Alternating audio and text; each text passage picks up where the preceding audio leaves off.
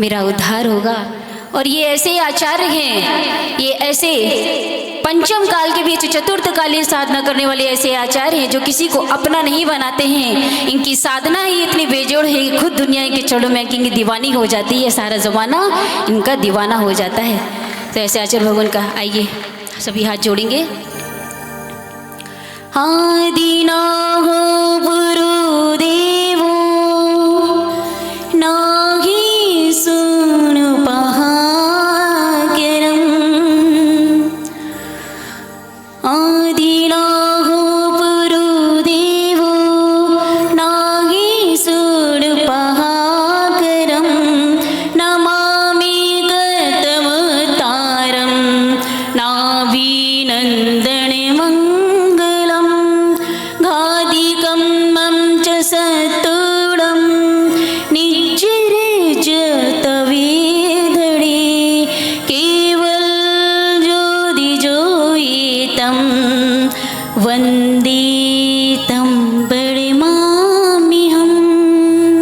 बोलिए आदिनाथ भगवान की, चिंतामणि पार्श्वनाथ भगवान की, परम पूज्य आचार्य श्री आदि सागर जी, महावीर कीर्ति जी, विमल सागर जी गुरुदेव की, तपस्वी सम्राट आचार्य श्री सन्मति सागर जी गुरुदेव की। प्यारी प्यारी मेरी गुरुवर, तुम ही तो मम जीवन हो, तोरी आशीष से जीतेंगे कर्मों का कैसा रणांगन हो। वसुधारा देव द्वारा पढ़ती, जहाँ पढ़ती तब पज हो, सन्मति नंदन सुनील गुरु चरण संयत का कोटि नमन हो, सन्मति नंदन सुनील गुरु चरण संयत का कोटि नमन हो। अपने दोनों हाथों को ऊपर उठाते हुए जोर से जयकारा लगाएंगे। बोले चतुर्थ पट्टाधि प्राकृताचार्य अतिशय योगी आचार्य भगवान श्री सुनील सागर जी गुरुदेव की जय हो। समस्त आचार्य संघ की जय हो।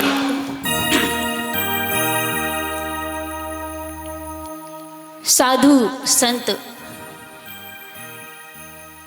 एक जगह विराजे थे।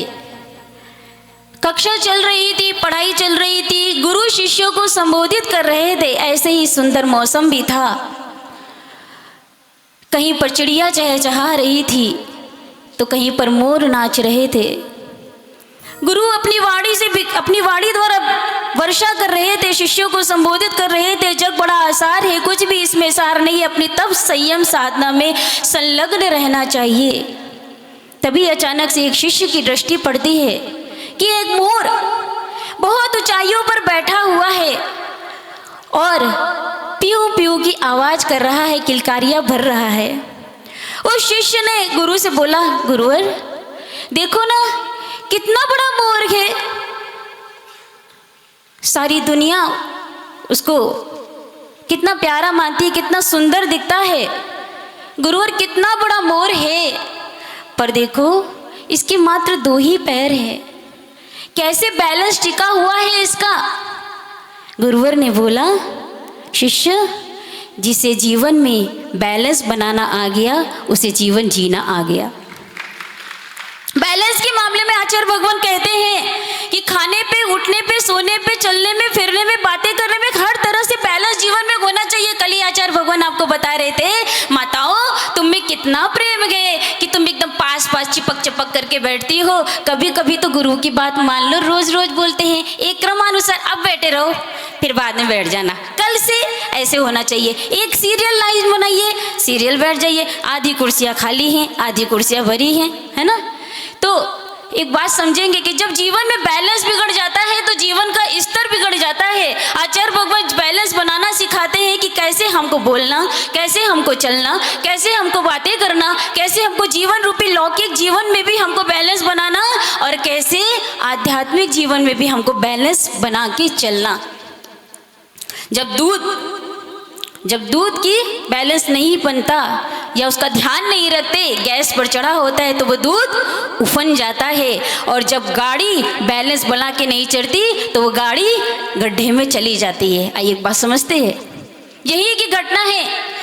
अभी 1-2 दिन पूर्व आचार्य भगवान का कैसा गजब का आशीर्वाद होता है शिष्यों के ऊपर, सभी जीवों के ऊपर, कि उन्होंने राजेश जी बोल करके एक जीव यहाँ पर रहते हैं, वो बता रहे थे कि माता जी आचार्य भगवान का आशीर्वाद कहो, वरना रात की रात तो हम तो भगवान को ही प्यारे हो जाते। दूध चढ़ा दिया गैस के ऊपर और गैस बंद करना भूल गए, और रात भर गैस जलती रही, दूध उफन करके दूध भी पूरा उसमें ख़त्म होकर राख हो गया। वो लोग रात में सोए हुए थे, सुबह उठ कर के आए, इतनी भी गैस की स्मेल नहीं आई और उन्हें कुछ भी नहीं हुआ, और देखा उन्होंने कि गैस अपने आप बंद है, फिर भी हमको कुछ हुआ नहीं। ये गुरु का आशीर्वाद। अब समझेंगे कि गाड़ी का जब बैलेंस बिगड़ता है तो गाड़ी गड्ढे में चली जाती है।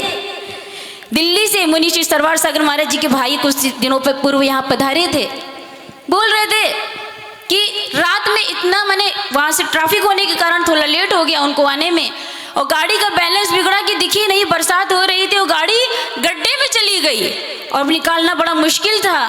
ये तो पता नहीं सच कहें तपस्वी सम्राट ये दूसरे हमारे सामने विराजमान हैं, जिनका आशीर्वाद दूर दूर तक शिष्यों पर बरसता रहता है। तो वो गाड़ी का बैलेंस जब बिगड़ा तो गाड़ी वहाँ गड्ढे में चली गई और उन्हें कुछ पता नहीं कैसे निकलेंगे, कैसे गुरु के चरणों में जाएंगे।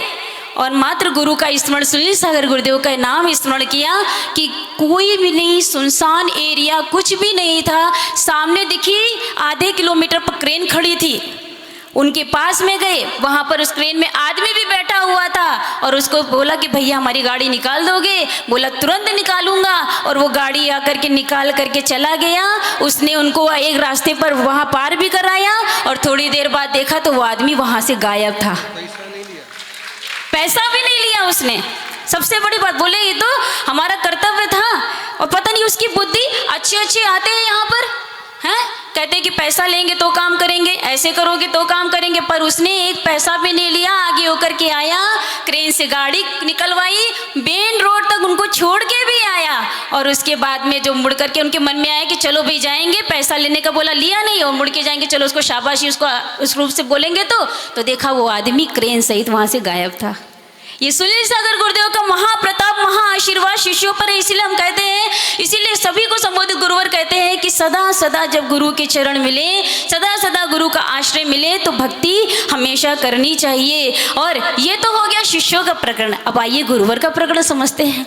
जब जीवन में बैलेंस, उठना बैठना, आचार्य भगवान को देखिए कैसे चलते हैं, एकदम सात्विकता से व्यवस्थित। कैसे आहार करते हैं? सहज आहार करते हैं। कैसे बोलते हैं कि कहीं हमारे इस जीवा से कोई एक अपशब्द ना निकल जाए जो श्रावकों को, शिष्यों को गलत लग जाए।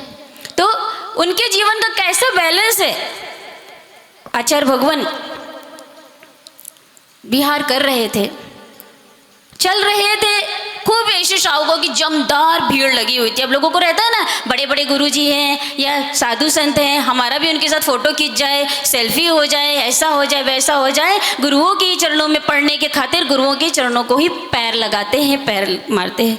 तो पर गुरु की इतनी आत्मीयता कि कुछ भी नहीं बोलते। कोई कितना भी, आप सुन रहे थे ना, अभी 2-3 मिनट पहले मुनिराज बोल रहे थे कि एक जीव ने आके कि नारियल मार दिया, फिर भी उन्होंने उनको आशीर्वाद दिया कि जाओ जाकर के उसको भोजन कराओ। कैसा इनकी माने कि वात्सल्यता का तो देखिए कि इतना वात्सल्य कि कोई कैसा भी बोल करके जाए, कोई कैसा भी करके जाए। लेकिन हम तो ये कहेंगे कि ये चतुर्थ काल में भी, पंचम काल में भी, चतुर्थ काल के जिसे साधना करने वाले यागी जल्द ही जल्द ये सिद्ध अवस्था को भी प्राप्त होंगे। ऐसी, क्योंकि वात्सल्य जल्दी किसी के हृदय में जल्दी आता नहीं है। किसी ने कुछ बोला तो 2 और बोलने की बातें मन में रहती हैं। तो आचार्य भगवान चल रहे थे, विहार कर रहे थे, मुनियों का पूरा प्रांगण सब, मुनि आदि का, श्रावक श्राविका सभी साथ में चल रहे थे। और अचानक से क्या होता है कि एक मंदिर में प्रवेश होता है, और मंदिर में प्रवेश करना कि एक जीव का नारियल लेकर के उस देरी पर हूम फट करना। और आचार्य श्री हूम फट करना क्या, इनके पैर देरी पर और उसका नारियल आचार्य श्री के अंगूठे पर। इतनी जोर का वो नारियल हूमफट हुआ कि आचार्य भगवान तस से मस नहीं हुए। लेकिन अंदर जो वेदना थी, वो वेदना जो जिसको होती है उसी वही सहन कर सकता है भाई। अपने को क्या किसकी वेदना पता चले, तो उनकी वेदना देखिए, फिर भी उन्होंने उसको आशीर्वाद दिया। आज भी आचार्य भगवान जब चलते हैं और श्रावक लोग जब भीड़ जमाते हैं, तो हम उनसे यही निवेदन करना चाहेंगे कि वंदा नमोस्तु आशीर्वाद लीजिए। देखिए आचार्य भगवान का सब जीवों पर आशीर्वाद है।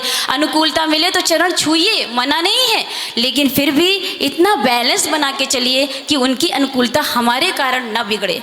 चलने के समय अब कितनी बार हो चुका है, अभी यहाँ भी शेषनगढ़ में जो प्रवेश होने वाला था तो आचार्य भगवान चल रहे थे और अचानक से ही, अब देखो गलती ही है, श्रावक तो गलती ना करे तो वो श्रावक कैसा है ना, तो गलती हो गई। अब आचार्य भगवान चल रहे थे और चलते चलते ऐसी फोटो सेल्फी के चक्कर में आचार्य भगवान के अंगूठे को पैर लगा उसका जोरदार कि वो अंगूठा वापस दुखने लगा, क्योंकि दर्द तो देखो अंदर रहता ही है, नस नस नस अंदर की अंदर तक की जब वो दर्द गया, इतनी जोर का नारियल किसी ने ऊंपट कर दिया, बोलो उसकी वेदना कैसी होगी।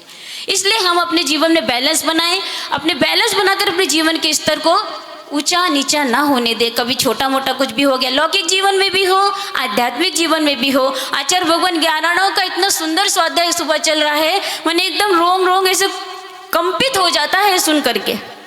ब्रह्मचर्य का विषय, वृद्धों की सेवा का विषय, अपनी सम्यक चर्या का विषय, इतना खुल खुल के कि खाल की खाल निकाल दी है आचार्यों ने कि कैसे अपने जीवन में साधुओं को भी चलना चाहिए, कैसे अपने जीवन में भी श्रावकों को भी चलना चाहिए। समय से आइए, समय से जाइए। अपनी आइए माताएं माता वर्ग में आए, वहाँ पे रात में वैयावृत्ति करें, उनकी अनुकूलता बना के रखें। कुछ पढ़े तो उनको सुनाएं, उनकी वैयावृत्ति करें। 2-3 दिन पूर्व एक बच्ची आई मेरे पास में, 2-3 दिन से लगातार ही आ रही है, लेकिन वो थोड़ा कहते हैं कि कुछ लोग ने हमको जंगल वाली माता जी घोषित कर दिया कि माता जी ज़्यादा भाव भाव देती नहीं है।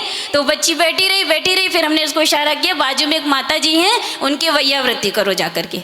तो वो बैठी, अब आज्ञा तो माननी पड़ेगी, गई वैयावृत्ति करी थोड़ी सी, फिर उठ के बोली वंदनाई माता जी मैं जा रही हूँ। मैंने बोला आशीर्वाद। समझ में तो आ ही जाता है, लोग बातें करने के लिए आना चाहते हैं, बैठ करके आना चाहते हैं, लेकिन कोई सेवा और शुश्रूषा करना बहुत कम विरलों की भावना होती है। इसलिए गुरुओं के पास में आइए, समय से आइए, उनकी सेवा करिए। ये अवसर कब मिलेगा आगे कुछ पता नहीं है, समय निकलता जा रहा है। पर्युषण पर्व बिल्कुल नज़दीक है। अपने मन को बैलेंस बनाइए, अपने जीवन को बैलेंस बनाइए, अपने काम को भी बैलेंस बना करके थोड़ा स्तरीय इसको रखिए और आगे अगर गुरु के चरणों में आकर के, यहाँ पे आकर के पूजा विधान शिविर जो भी आयोजन हो रहा है, उनका जितना ज़्यादा से ज़्यादा लाभ लेंगे उसका आपको प्रॉफिट किसको मिलेगा? आपको ही मिलेगा। तो इसलिए गुरुजन पधारे हैं, आचार्य भगवान आपके चरणों यहाँ पे आए हैं और अपने जीवन को बैलेंस के साथ में बढ़ाते हुए अपने जीवन में शांति लाएं और गुरुवर का आशीर्वाद आपको हमेशा प्राप्त हो, इसी भावना का। और गुरुवर से कहेंगे कि गुरुवर हम भी आपके बच्चे हैं, हमारे जीवन में भी कभी उच्च नीच उतरी आ जाता है, तो हम उन सबको स्वीकार करते हुए हमारे जीवन में भी संयम का बैलेंस कैसे बनता रहे और हम भी एक दिन आपके ही साथ चलते चलते सिद्ध अवस्था को प्राप्त हो, इसी भावना के साथ हे भगवान नमोस्तु नमोस्तु नमोस्तु।